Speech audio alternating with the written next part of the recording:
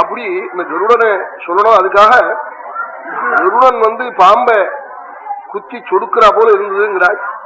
உடனே ஆயிரக்கணக்கான கோட்டிக்கணக்கான வானரங்கள் கண்ணும் கண்ணீருமா இருக்கு. இவர் பரவிட்டு போறாரே, இவர் போனா சத்ரு தேசத்துக்கு போறாரே, திரும்பி வரணுமேன்னு இது தோணாதா? நம்ம குழந்தை இங்கிருந்து அமெரிக்காவுக்கு ஜப்பானுக்கு பரவிட்டு போனான்னா குழந்தை வரணுமேன்னு எத்தனை பேர் தாயார் சாப்பிடார் கவலைப்படுறாரு. கவலைப்படுறதோடைய இலையில சாதம் வச்சா சாதம் இறங்க மாட்டேங்குது. குழந்தைய வெளிநாட்டுக்கு அனுப்பிச்சுக்கோமே சௌக்கியமா வரணுமேன்னு அப்படி கவலைப்படுறார்.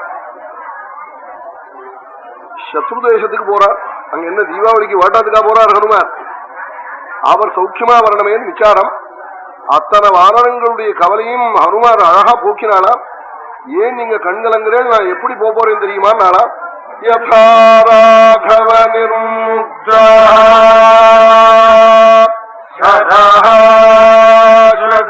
விக்ரமஹ கச்சேத்தத்வத்கமிஷ்யாமி லங்காம்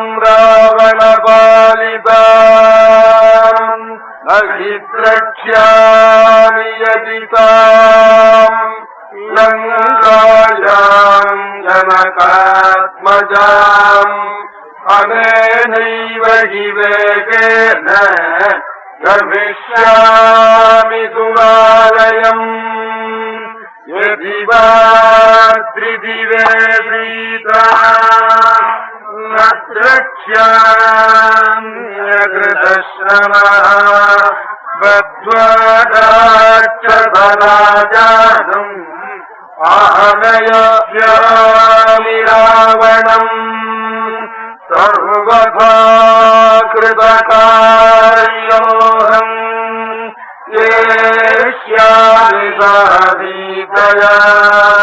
ஹனுமார். சுந்தரகாண்டம் ரொம்ப உயர்ந்த காண்டம். இத பக்தியோட காட்டா சகல சித்திகரம், சர்வகாரிய சித்தியும் கொடுக்கும். காதால கவுட்டுட்டா போருங்கிறாள். சர்வ சித்திகரம் மனித வாழ்க்கையில நடத்தக்கூடிய காரியமோ நடத்த முடியாததோ எல்லாத்தையும் நடத்தி கொடுப்பான் ஹனுமார் ஸ்ரீராமன். அப்படிப்பட்ட மங்களமான காண்டம் எந்த கவலை இருந்தாலும் நீங்கி போயிடுமா. அப்படிப்பட்ட காண்டமாகினாலே ஸ்ரத்தையா எல்லாரும் இதை கேட்டு ராம பிரசாதத்தை அடையணும். ராமபானம் எப்படி போகுமோ அப்படி போறேன்னாராம் ஹனுமார். லங்கைக்கு போய் பாக்குறேன், அங்க இல்ல சீட்டேன்னா அங்க உட்காராம தேவலோகம் போய் அங்க தோடுறேன். அங்கேயும் இல்லைன்னா மறுபடியும் லங்கைக்கு வரேன்.